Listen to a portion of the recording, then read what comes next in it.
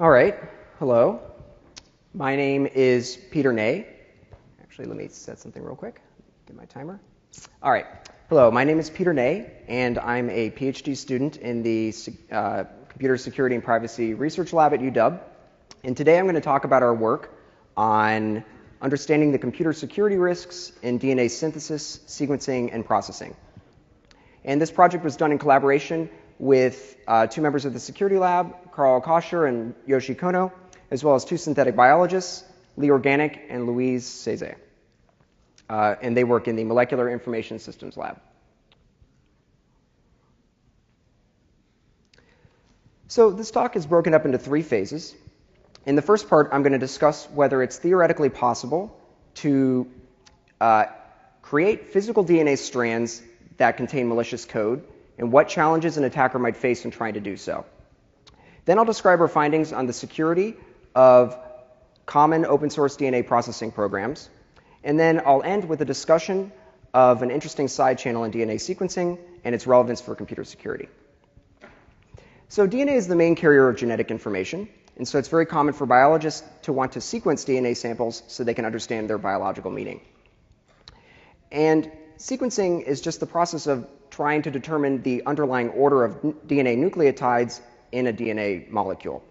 And so this is just the order of A's, C's, G's, and T's in a DNA strand. And of course, like most information, DNA sequences are actually stored digitally so that they can be processed by computers. And so we all know that if an attacker can control input into a computer system, they may be able to compromise vulnerable software. And so this is, of course, no different with with digital files that are going to be sent into DNA processing programs.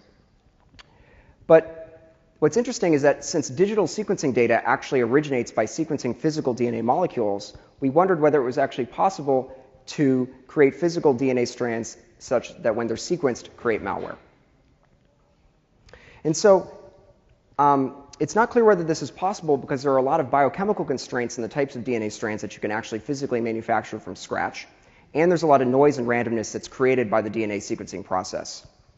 And so our research focus in this phase of the talk is on understanding these challenges and not on finding exploitable vulnerabilities in DNA processing software. So I'm going to give a brief discussion on the state of modern DNA sequencing technology. So DNA sequencing has undergone great improvements in both the time and cost required to sequence DNA samples. And so this graph on the left has been maintained by the NIH, which has been keeping track of the cost to sequence a human genome since about 2001. And the cost has been decreasing exponentially every year since then. And in some years, this has actually been dropping faster than Moore's law. And to give a reference, in around 2001, it cost about $100 million to sequence a human genome, and today you can do it for about $1,000. And Illumina, which is the largest manufacturer of DNA sequencers, just released its newest sequencing machine called the NovaSeq, which they hope will enable us to sequence a human genome for under $100. And so these breakthroughs in DNA sequencing have been driven by a new class of sequencers called NextGeneration Sequencers. And these work by actually sequencing physical DNA samples in a massively parallel fashion. And so the best sequencers can process upwards of 100 billion DNA strands simultaneously. And the advances brought by next-generation sequencing have caused DNA analysis to move into new and important domains. So this includes things like forensics for suspect identification, genetic engineering for GMOs, personalized medicine and cancer genomics. And my favorite is actually using physical DNA strands to store digital DNA data. And all this is creating new incentives and opportunities for attackers to steal or manipulate DNA sequencing data. All right, so let me describe at a high level how DNA sequencing works.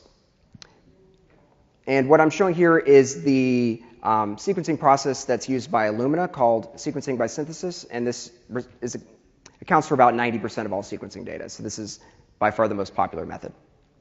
And so what you do is in the first phase, you actually pre-process your DNA samples in a wet lab to make them ready for sequencing. Then you load your DNA sample up into a DNA sequencer, which then outputs digital DNA data files. And then in the last phase, you actually process these raw data files to understand and answer biological questions. And so all you need to know about DNA preparation is that long DNA strands, like what you might get from genomic DNA, have to be fragmented into much shorter DNA fragments. so on the order of 150 to 300 bases. And this is because modern DNA sequencers only sequence very short DNA strands. And then you load up these many short DNA fragments into the sequencer, which then outputs a plain text file known as a FASTQ file, and this is the de facto standard for DNA sequencing data. And all a FASTQ file is an appended list of what are called DNA reads. And so each DNA read is just the sequence of each one of these short DNA fragments. And so a read contains the actual sequence of nucleotides, of sequence of bases, as well as a little metadata, like an identifier, as well as some quality score information. And so a FASTQ file might contain hundreds of millions of reads that are appended to one another. And then in the final phase, these FASTQ files are processed and pipelined through a number of DNA processing utilities, which can sometimes include over 10 different programs. And this is to do things like analyze RNA data, protein data, understand differences between DNA samples, try to reconstruct larger fragments. There's all sorts of types of analysis that biologists might want to do with DNA data. All right, so now back to the original question. How do we actually make malicious DNA? And to do this, an attacker would go through the following malware design process. First, they would try to identify a vulnerability in some DNA processing software. And then once they did that, they would actually try to construct a malicious sequencing file that could have possibly been produced by a sequencer. And so sequencers don't produce just arbitrary data. They could produce data that's kind of constrained. And so this file would need to kind of fit within the constraints that we would expect from a sequencer. And then finally, we would need to actually synthesize a DNA molecule that would actually generate this malicious sequencing file once sequenced. And as I mentioned, the focus on this work is in the last two phases. And so we actually begin our study by assuming that we already have a piece of vulnerable DNA processing software. And so to do this, we took an open source FASTQ file compression program and added a buffer overflow vulnerability where DNA reads are processed. And we made sure, we also disabled common security features like ASLR and stack canaries to make this kind of the best possible situation for an attacker, and also allowed us to focus our work on the biochemical challenges in DNA-based exploits. So given that we now have this vulnerable program, how do we actually get computer code in DNA? And this is possible because DNA bases, like all data, have to be encoded digitally somehow when they're in a computer. And there isn't a standard encoding that's used, but instead many kind of ad hoc variants. So things like a 2-bit, 4-bit variant, ASCII, and I've even seen a lossy 1-bit encoding for DNA data storage systems. And so if an attacker wanted to execute this code, what they would do is first convert it into its binary representation, and then into DNA based on the encoding that's used in the vulnerable software. And so in the case of our vulnerable compression program, this is a 2-bit encoding. So now if we could just synthesize the DNA encoding the shellcode and have it sequenced directly into the sequencing file, we would be done because we would have created our malicious FASTQ file. The problem is, 1, we can't synthesize this DNA strand, and 2, it wouldn't be sequenced into this file. And so I'm going to first begin by discussing the challenges in sequencing and then DNA synthesis. So there were 5 categories of challenges that we encountered in our work that were the result of sequencing. But in this talk, I'm just going to focus on the first 3, and if you're interested in more details on the other, please check out the paper. So the first issue an attacker would run into is that the reads produced by a sequencer are very short. And so most sequencers only produce reads in the order of 150 to 300 nucleotides, depending on how they're configured. And the reason for this is that it's actually only the ends of the DNA strand that are sequenced when put into a sequencing machine, and all the middle nucleotides are ignored. And so to deal with this, the simplest solution is for an attacker to try to only work with shellcode that can fit within the length of a single read. However, this may not always be possible, so instead an attacker could utilize the fact that reads are often combined in a predictable way. And to give an example of this, a very common analysis technique is called de novo assembly, which is when you actually take these short DNA reads and try to reassemble the larger sequence. And so instead you might be able to encode shellcode in one of your longer sequences. The second issue has to do with the direction that DNA strands are sequenced in. And the issue is that when put into the sequencer, DNA strands are arbitrarily sequenced in either the forward or reverse direction. And so if you sequence exploit code that's encoded in DNA in the reverse direction, it will produce a meaningless sequence of bits, which won't be shellcode. And this might be okay for the attacker, but what will happen in practice is that about half the reads in your sequencing file that came from that exploit DNA strand will appear as garbage. And so one interesting way to work around this is to actually design DNA strands that result in functional code when they're sequenced in either direction. And so what you actually do is you concatenate two different shell codes to either side of the DNA strand, one in the forward direction and one in the reverse complement direction, so that no matter which direction it's sequenced in, you'll get actually functional shell code in your FASTQ file. Now, it's actually one kind of important thing is that you can't actually just take the same shell code and reverse it, because that's going to create a palindrome, which will create problems when you try to synthesize the DNA. So, but actually this raises another interesting question as to whether you can design shell code just in one direction that actually, when read in the reverse, actually still results in code. But that would be for another paper. And so the final issue that I'll discuss is noise that's added into the sequencing process. And so it's actually really common for random bases in a FASTQ file to be miscalled. And in our experience, about 25% of the reads have at least one error. And so if you have a random base flip, that's going to look like a random bit flip in your shell code, which is probably going to break it. And so one technique to deal with this is to make sure that you at least have some error-free reads in your FASTQ file. And so what you actually do is you physically amplify your DNA strand before sequencing it so that it has a sufficiently high yield so that you're guaranteed to have some high-quality reads. And there are many lab techniques to do this, like PCR. And one strategy we considered but didn't look into was you might be able to actually design shell code that's robust to bit flips. Okay, so to summarize some of these tactics we talked about, an attacker should try to use shell code if possible. And if that isn't possible, try to encode your shell code across many independent reads. You can concatenate forward and reverse shell codes together to avoid unusable reverse shell code. And make sure to amplify your DNA exploit before sequencing. All right, so suppose we were able to overcome all these sequencing challenges. Could we actually physically manufacture this DNA strand? And to do this, we'll use a method called de novo DNA synthesis, which is a method to design artificial DNA strands from scratch. And the way most biologists do this is they actually outsource this to third-party companies. And so in our case, we used the GBlock service that's provided by Integrated DNA Technologies. And it's super simple. They provide this nice web form. You take your DNA sequence, you paste it into the web form, you click Add to Order, and then a week later, your physical DNA strand that instantiates this arrives to you. So right now I've included the shell code that I showed earlier. Now here's what happens when I click Add to Order. We get a full screen page of errors. So it's not so easy. All right, and so what's going on here? And if you look closer, there are actually three categories of problems we run into. First is repeated sequences, which are difficult to synthesize. The second are GC content issues, which affects the stability of the DNA strand. And then the third problem are secondary structures that form when DNA binds to itself. And I'll go into each of these. So repeats are hard to synthesize, especially repeats of the same base. And so typically you can only synthesize around 10 of the same base, depending on which base you're talking about. And these are called homopolymers.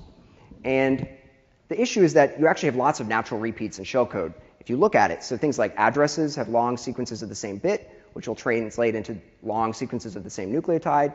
And also constructs like NOP sleds are kind of inherently inherently repetitive. The second issue is GC content, which is just the proportion of the DNA strand that contains C's or G's. And the reason this is important is that C's and G's biochemically bind tighter to each other than A's and T's. And so different levels of G's and C's will affect the stability of the strand. And so you actually, and most synthesis companies require between 25 and 75% GC content to be maintained throughout the strand. And the final issue is are basically when you have subsequences that are complementary to one another. And what happens is they actually form what are called secondary structures, because when the DNA is in a single-stranded form, it'll actually bind to itself and create interesting patterns, like what's called a hairpin loop here. And again, these are kind of palindrome-like sequences. And this explains why, for example, we couldn't take the same shell code and just reverse it, because it would be one giant palindrome. All right, so to get around these, we tested a lot of potential shell codes, but found that GC content was particularly irritating to get around. And so our solution was to actually use shell code containing ASCII text, like shell scripts. And this just happened to nicely create relatively balanced proportions of G's and C's and A's and T's, so it solved our GC content issues. However, we leave as open problems how we deal with addresses, which seem to cause repeat issues, as well as GC content in typical ISAs.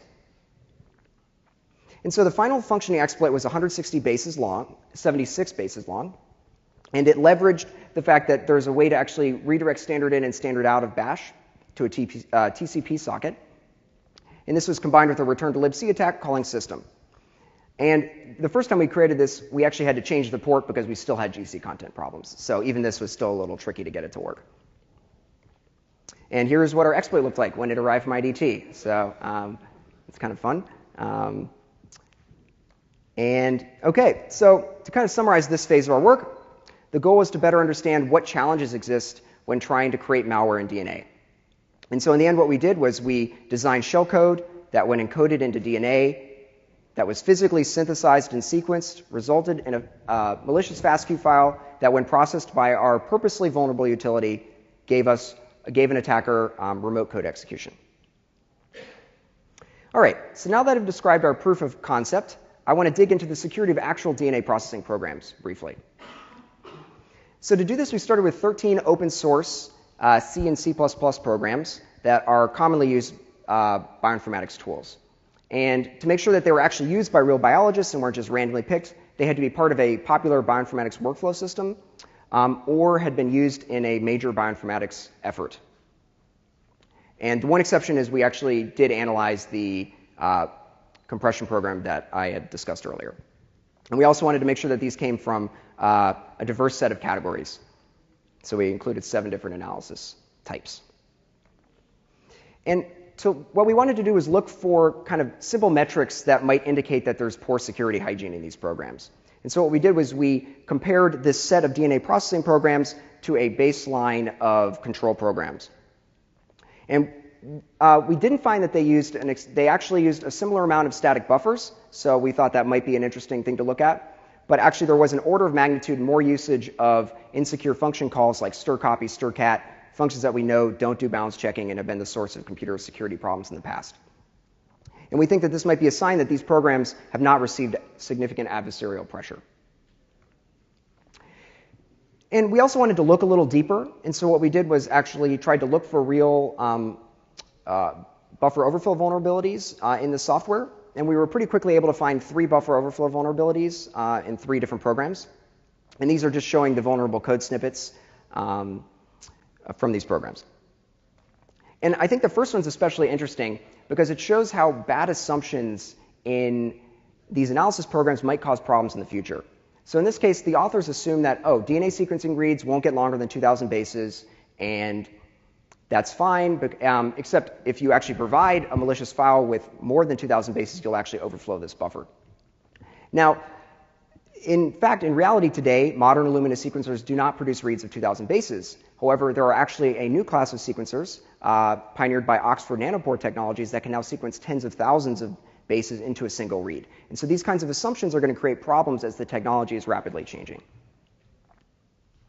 All right, so in the last part of the talk, I'm going to discuss an interesting side channel that hasn't been considered from a security perspective. And so to think about it, there are many ways that an attacker might try to inject malicious DNA into a target analysis pipeline.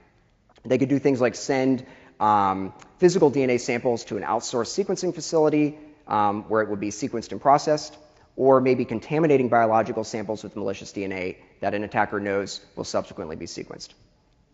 However, there's an interesting side channel caused by a phenomenon called sample multiplexing.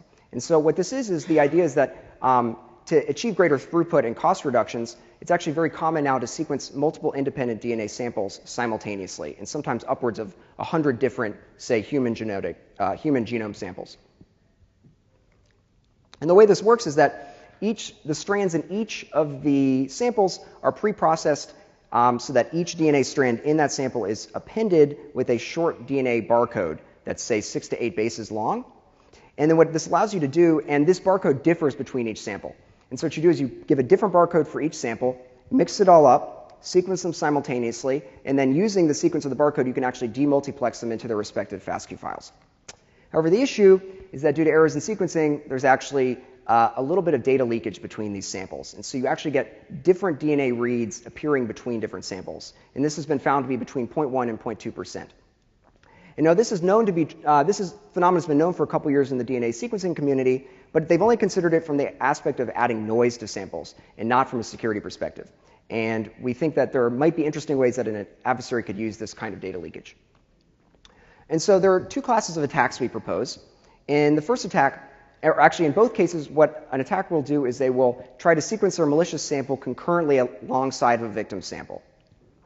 And so what an attacker could do in the first place is actually have a high-yield DNA sample such that it's very likely that you're going to get as many malicious reads as possible into the other samples that are being sequenced concurrently. And they could do things like push malware into other samples or actually corrupt the results in particular ways, depending on what analysis is being done. And we actually, when we sequenced our exploit strand, we actually did this concurrently with other DNA samples. And we actually found our literal exploit read in other samples 37 times. And of course, this process can be reversed to reveal sensitive information. So you actually can pull information from other samples too. And so this could be used to reveal sensitive information like intellectual property, maybe identify samples with species, depending on how much data leakage there is. And again, we observed 0.1% of the data from another sample was recovered within our exploit sample. All right, so this completes our tour of the security issues we found in the DNA sequencing process. We demonstrated with the proof of concept that DNA exploits are theoretically possible, but very hard to construct in practice. We also found that the security hygiene of bioinformatics software is poor and doesn't seem to have achieved significant adversarial pressure. And we'd like to point out that changes in technology may make more attacks possible in the future. So things like long-read sequencers, which can read tens of thousands of bases at once, and improvements in DNA synthesis, which are allowing us to produce upwards of millions of unique DNA strands from scratch, and are going to continue to reduce the synthesis constraints in the future. And overall, we think it's important to consider the security of DNA sequencing as it moves into these new and important domains like DNA data storage, forensics, and personalized medicine. Thank you. Thank you, speaker.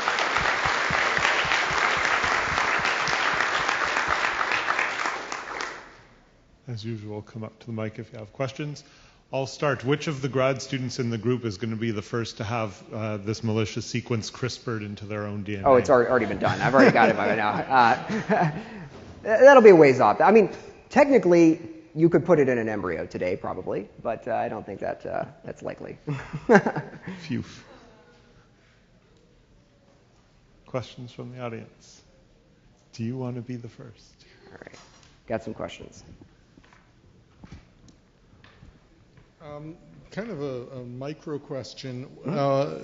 Given the difficulty with all the different rules about you can't have too few C's and G's, and you can't have too many of this or too many, why not de-optimize the encodings so there's lots of different possible encodings for everything, and then you just pick the one that fits the best? Yeah, so we don't pick the encoding in some sense, right? Is that an attacker would be left dealing with the encoding of this vulnerable software that they're targeting, right? And so they're constrained into dealing with that. But it is an interesting point because these DNA data storage systems have the luxury of actually deciding on what kinds of encodings they want to use for their data storage systems because they're actually doing the whole thing end to end from scratch. And so I think actually a lot of really interesting work in this space is going to come from the DNA data storage community because in some sense what you're doing is whenever you do a write, you're synthesizing DNA, and whenever you're doing a read, you're doing sequencing. And so there's a really interesting kind of hard to even wrap your head around connection between sort of biological data and digital data. So I think... Right, and it seems that given how much data you can encode in a strand of DNA, that optimizing is not worth it. You might as well put lots and lots of redundancy in, and if the redundancy makes it easier to encode and detect replication errors, so be it. Yeah, well, I also mentioned that one-bit encoding too, and I think the reason they use it is because the DNA data storage stuff also runs into lots of GC content problems too, and they're like, I can't take it anymore. We're just going to like lose data so that we can just make whatever strands we want, pretty much. So, yes. Hi, Daniel Sokolov from Ceze Media. How often can you read the code? How often can you read the code? Read in terms of how often can you do sequencing? So you have produced the DNA strand. and then you put it to the machine that's supposed to read it. How often can they read it before it degrades? So you actually lose your entire DNA sample when you sequence it. But what's actually done in practice is that you might have your DNA sample, and then you might take a fraction of it, and then possibly amplify it or make additional copies of that, and then you lose whatever sample you put into the sequencing machine. But you'll still have your original. Typically, you don't use up your entire sample when you do sequencing. But it means you cannot do, so you have put your malicious code into the DNA strand. You cannot do any quality testing, because then it wouldn't work a second time. So imagine you ordered a DNA sample, right, and it has your malicious strand in it. You could take, an aliquot of this, a small portion of it, and if you can get it to work with that small portion, presumably if you just replicate the same procedure again, it would work if you took an additional, sample from your physical DNA sample. I don't know if that's answering your question, but you can do quality controls. You just have to not use up all of your DNA sample when sequencing. So how often would your code be in one sample? Well, I'm assuming the attacker would just order their malicious sample and they could just keep it and do whatever they want. So I guess I'm still not sure I'm fully understanding your question. I'm trying to understand. Like how many physical strands do you get when you order a sample? Sorry, now I'm understanding. Okay, like billions, an insane quantity, like way more than you would ever need. Like you could probably send DNA samples for the rest of your life from one sample. So there's no real shortage there. So yeah. Yes. Hi, Omer Schwartz. I'm from Ben Gurion University in Israel. Did you happen to check if the strand you manufactured, contains parts of DNA that statistically somehow are known to do all kinds of things, to exist in other organisms? Like biologically malicious samples, is that what you're talking about? Not biologically malicious, but are parts of your strand just happen to be known, and that means they're a little bit more stable than just manufactured DNA. Yeah, so I did blast our DNA exploit, and nothing came up, so it looked totally random. Basically, the kinds of DNA you produce when you synthesize computer code do not look like any normal-looking biological DNA, which is part of the reason you run into so many problems. So did that answer your question? Yeah. Thank you. Okay. August Regis Google. I'm curious, in the last section where you talk about DNA injection and DNA leakage, it wasn't clear to me, is that discoverable in phase 3 where you do the data analysis, or is it possible to inject DNA into other samples that cannot be discovered, so they think that it's their DNA? So that they think that it's their DNA. I think I might know what you're saying. So I don't know. So let's take the scenario where you're sequencing something and the same machine I'm sequencing something, and I don't know, and you're putting and I could make DNA that looks like human genetic code, right? And then that's going to end up, in your samples. This is actually the problem with sample play. This is what people are worried about is it's actually looking at tumors. So they want to take lots of tumor samples, sequence them at the same time, and they're looking for really, really super low numbers of maybe 10 reads related to the phenotype they're interested in looking at. And so what will happen is they're actually worried about noise between tumor samples. So I'm going to think my tumor sample is actually data coming from this other tumor sample, and so it's adding noise to this whole process. So I think this is something that people are worried about. Thanks. Yeah.